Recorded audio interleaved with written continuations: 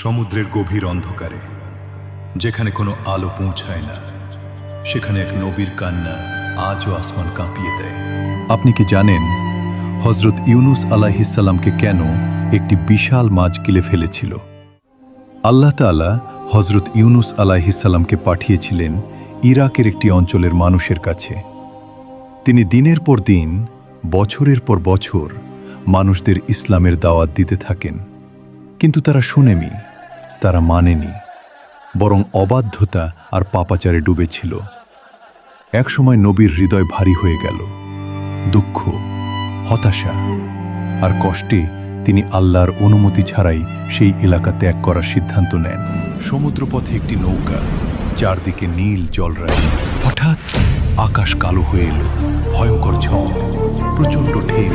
বিশাল কাঠের নৌকাটি ভয়ঙ্করভাবে দুলতে লাগলো।